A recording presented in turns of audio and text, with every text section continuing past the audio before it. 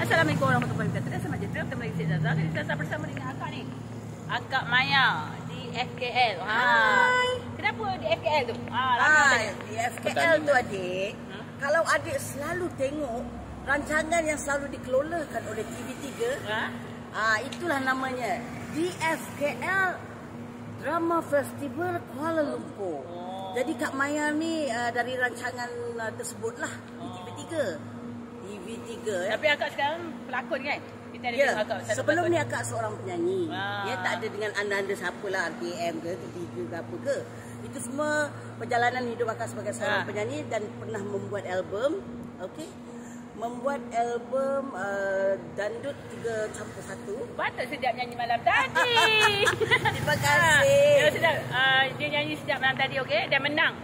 Menang pakaian. Dia cantik juga. Alah, kita suka-suka kan masa kita kan. suka-suka. Jadi jangan lupa ya kepada peminat saya di luar sana yang mengenali Kak Maya di FKL. Jangan lupa tonton drama Kak yang terbaru. Tetapi dah lama lah, dalam 2-3-4 bulan lah Dad.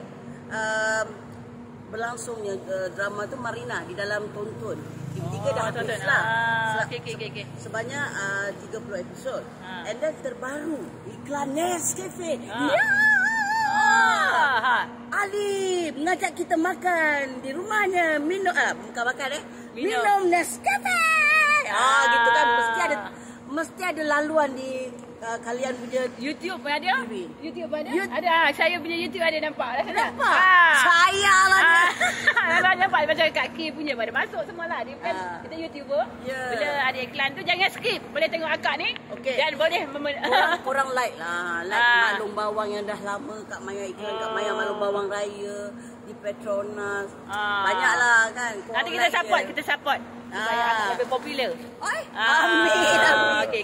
Yang penting adik popular tu mungkin tidaklah pada akak yang dah berumur ni. Tetapi kita nak kekal antara kita bersama dengan peminat-peminat kita seperti ni. Zaza and the gang bersama suami beliau yang baik hati. Akak pun baik hati. Baik hati yang sentiasa ada bersama dengan kita orang lah. Ya. Okey, terima kasih Kak. Bye. Semoga terus berjaya. Alright. Okey, Assalamualaikum. Salam.